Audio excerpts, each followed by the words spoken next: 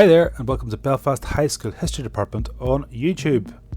This little video is going to look at the differing aims behind the Treaty of Versailles. One of the most famous treaties in history, highly controversial as well too, and it was drawn together by three great powers: Great Britain, France and the United States. And these three powers had very, very different aims about what they wanted this post-war settlement to be.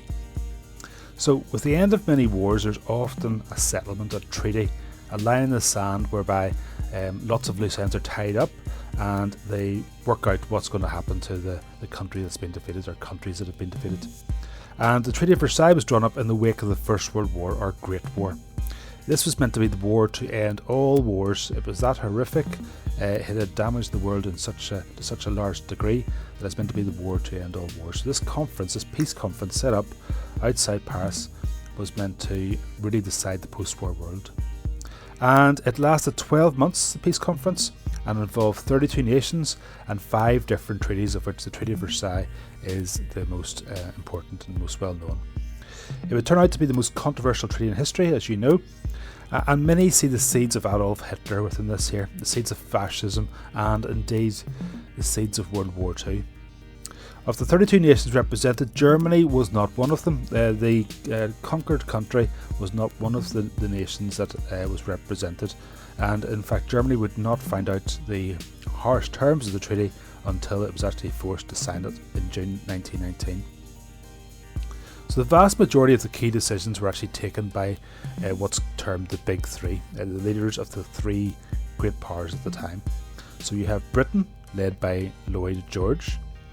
You have France, led by Georges Clemenceau. And you have the United States, led by President Woodrow Wilson. So each of these powers wanted very, very different outcomes from the peace, and to be honest, it tended to tally up with how their countries had suffered within the war. So let's start by looking at France. France was led by Georges Clemenceau. He's a no-compromise, stubborn and astute politician. He's actually nicknamed the Tiger because of his attitudes.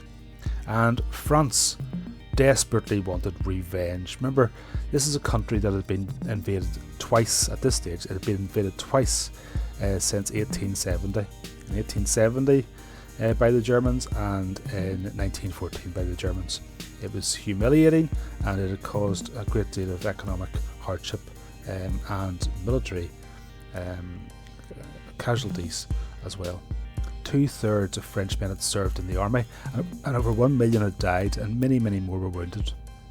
Economically, the northeast of France was left devastated by the war. The war did not really impact physically on any German soil whatsoever, but France suffered greatly. They also feared Germany's revival. They feared if they'd been invaded twice, they could be invaded a third time. So the aims of their treaty was to make Germany as immobile and to reduce their power as much as possible. And so they favoured harsh terms of punishment. They wanted land reduced, they wanted the military broken down, and they wanted reparations imposed to pay for the damage of the war. Some even wanted Germany broken up into its constituent states.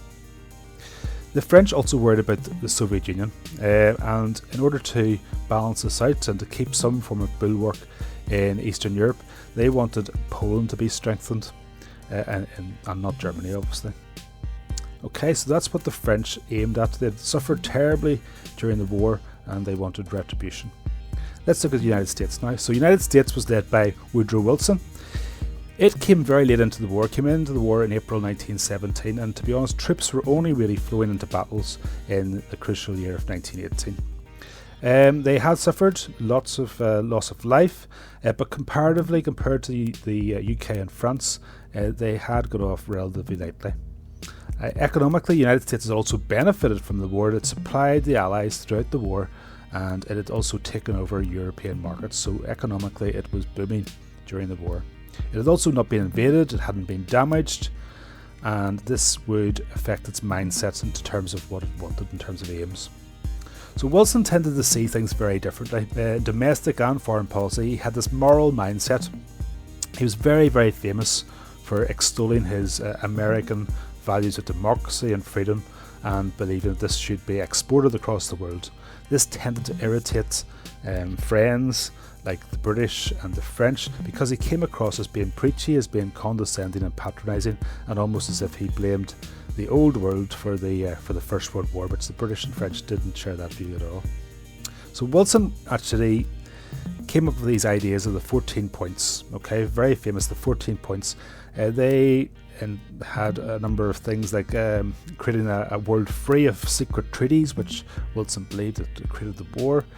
It was also to extol the end of empires, to end all empires across the world, to have self-determination for countries. He wanted the world to be disarmed, and he wanted a League of Nations, an organisation set up to promote world peace and to make sure that any problems were solved in this League of Nations rather than on the battlefield. In terms of Germany, the Americans were not really interested in retribution in Germany. Remember, there's millions and millions of Americans that actually had German ancestry, and Wilson was very conscious of that. They also did not have the same level of animosity towards the Germans as the British and the French might have had after so many years of war. So let's look at Lloyd George and the British then. So Lloyd George, very, very astute, very wily, very cunning politician. He knew that the United Kingdom had suffered terribly in the war. Its empire had been rocked. It had lost 1 million men. Economically, it had suffered hugely as well. It had lost a lot of its merchant fleet. It was the largest debtor nation in the world, while previously it had been the largest creditor nation. And he suggested that Germany was to pay until the pips squeaked. Quite inflammatory language, but behind it all, Lloyd George was also pragmatic, as were many of the British people. He did not want to decimate Germany. This was not what he wanted.